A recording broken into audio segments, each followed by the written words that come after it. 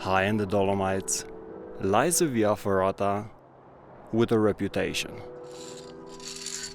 Steep, exposed, and technical. Said to be a real test of strength. Known as one of the hardest ferratas in the Dolomites. Today we're climbing Via Ferrata Cesco Tomaselli. Welcome to season 2 of rating the best Via Ferratas in the Italian Dolomites.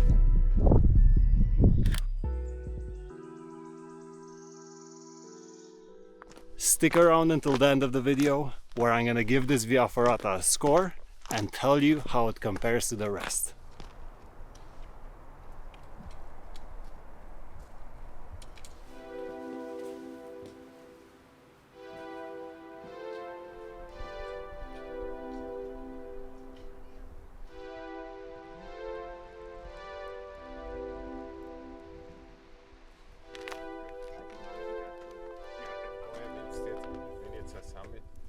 Initially I was gonna take a cable car up to the refuge, but it bloody opens at 9 a.m. It's 9 a.m. right now, and I'm already quite far into the hike as it is. If you're wondering where my lovely wife is, she's working today. Although between me and you, she would have had the option to do this ferrata with me on Saturday. But I told her it has the same grade as Punta Ana and Gianni Aglio.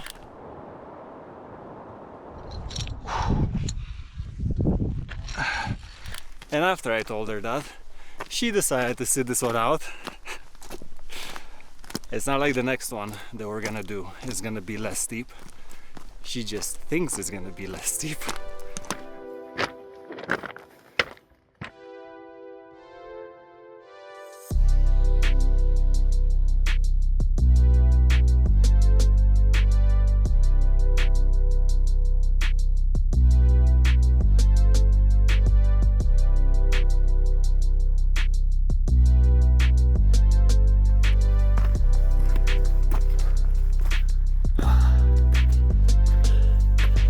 Oh wow,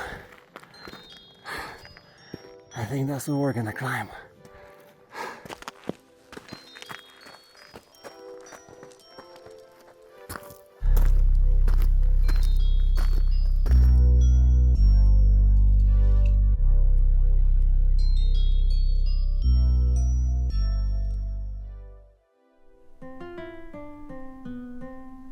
Cesco Tomaselli, the person that the Via Ferrata is named after, was an Italian Alpini captain during World War I and a journalist after.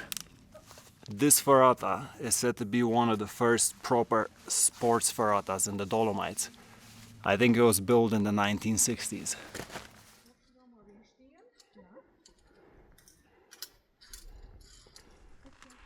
Cesco Tomaselli, short for Francesco. Don't you just love it how Italians shorten these names to people they're fond of? Like Giuseppe is Beppe, Cesco is Francesco. So we start with a lovely balcony over here, a bit exposed there, with a drop under you. Look at that.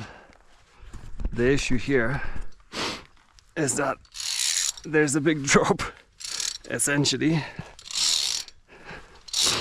and all of this doesn't have any footholds.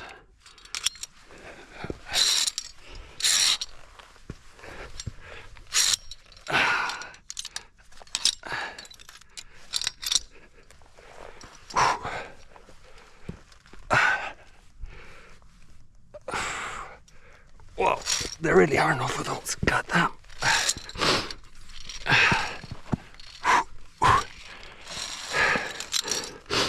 I read a piece of advice on this article that applies on every difficult ferrata that doesn't have footholds, and that is move decisively.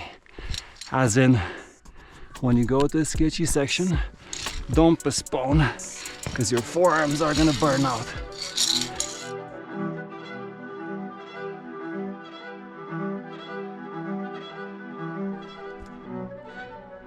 He continues vertically to where the girls are.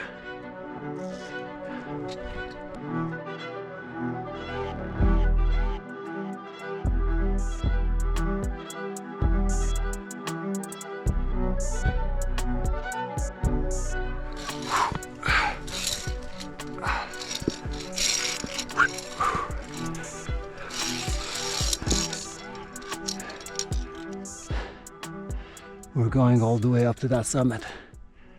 So we're heading to a summit called Punta di Fanes Sud at 2,900 meters. You know what I'm about to say? All of this is very polished.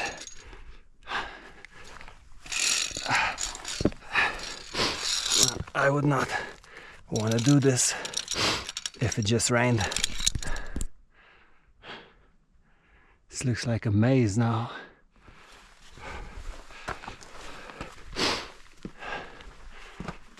This is actually quite exposed here without any cable protecting it. Did I go the right way? Maybe I didn't. You really don't have many markings in this section. This is old school. Scramble straight up, you don't need protection on this. Well, the first section was a little bit technical, but aside from that little balcony, nothing special. But I know that towards the summit, like on Gianni Aglio, on the highest bit you have to climb on a very exposed wall with a huge drop under. I'm not looking forward to that because it plays with my mind a bit. I get the fear of heights to those scenarios. Right. This is section 2 now.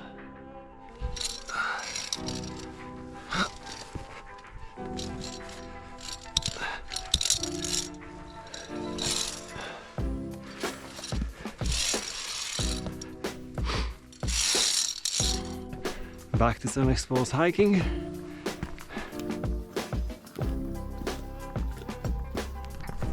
We got a junction here. We're going straight up and right again where the girls are. It's always easy when you have someone in front that's doing the same route as you, although you still gotta check because they might get it wrong as well.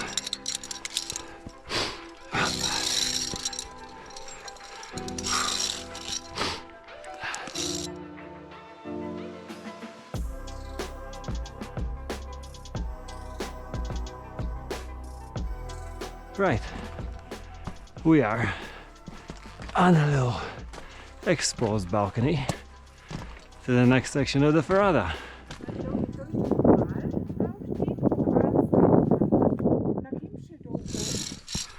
Ooh, a little bit overhanging here. Let's get out of this overhang.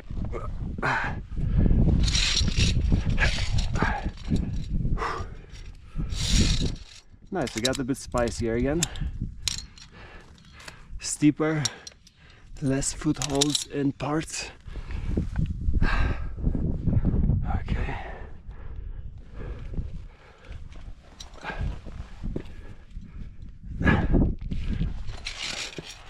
This thing slightly pushes you out as you're coming up again.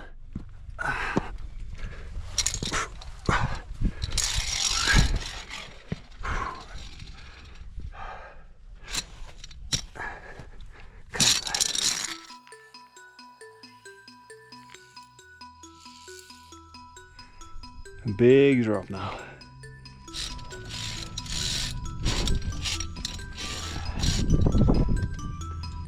Looks like there we're going in a chimney.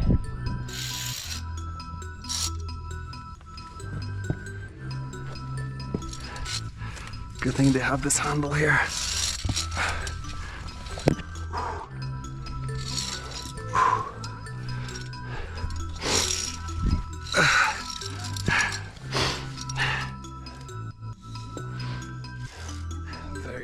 crimpy. Very crimpy.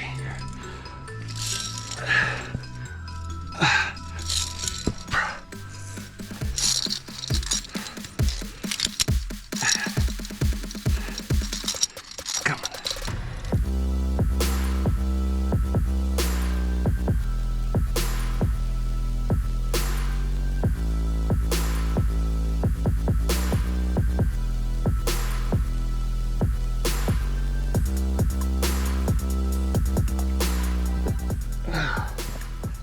Get some views now.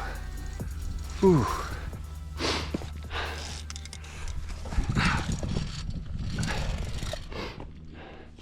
Piano piano. Vuoi andare su? No problem. You go. 6, 7 here. 67 years old. Felicitari. Molto bene. Molto bene. Clara, Cluj-Napoca. Da ești din Italia. Da. Foarte bine. 20 de ani în România. Wow. Cum te numești? Cum te cheamă? Nome. Stefano. Stefano. Chris. Chris. Piacere. Plăcere. Româna ta e foarte bună. Da? Da. E foarte bună. Nu m-am așteptat. M-ați șocat. Da, șocat? Da. Wow, check out this junction here where the girls are climbing. Crazy drop. Ce mă amuză pe mine e că eu când eram copil, oamenii plecau în Italia să lucreze și dumneavoastră ați venit în România. România. Da. Foarte bine. Ce, am ajuns în vârf? Finish? What? Yes. What? Mate, this does not compare to Puntana. I was so busy speaking with the Italian man that turned out to know Romanian that we got to the summit so quickly.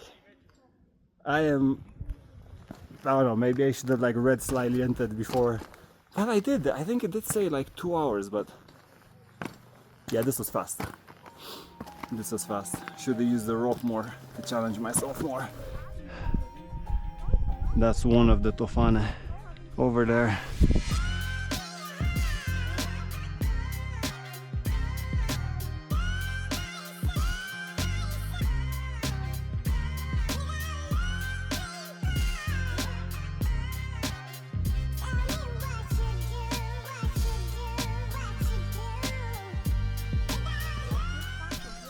Guarda che sai, è molto facile. Salut! Salut! Ne vedem următoarea dată! Da! La revedere! What a beautiful summit! We are not out of the difficult bits yet though. There's another Via Ferrata that goes on the other side of the mountain that I have to take on the way down. And I read that it is pretty sketchy. Just lovely over here. Wow. Nice.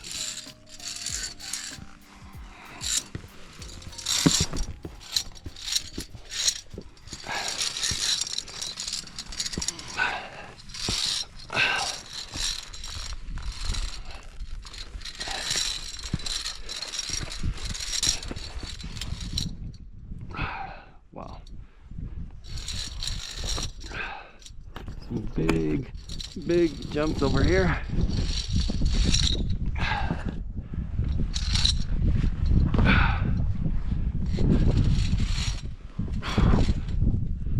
Wow. Big steps. Good thing I have my long legs with me today. This ended up being a really cool descent. Not an easy one, but definitely cool.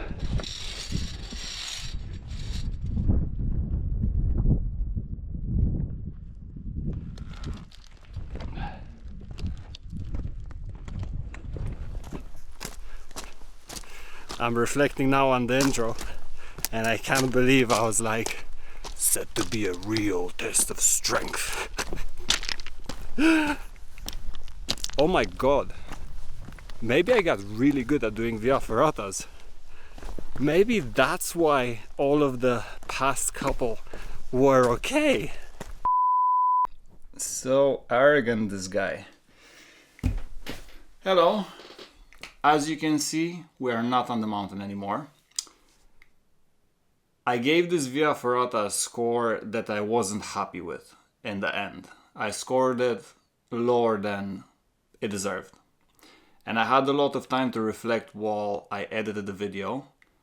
And this is why I'm talking to you from here. We rate these ferratas on 4 categories: history, views, difficulty, and fun. And each of these categories can get a max of 5 points each. Let's start with history. 4 out of 5. You didn't really see it on the video, but there are shooting positions and tunnels all around the route. They're not exactly on the route, but they're on the sides.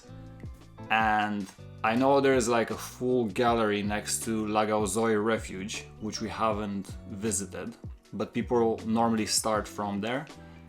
And also towards the end of the route you have a lot of shooting positions, and there's a lot of war history on this one.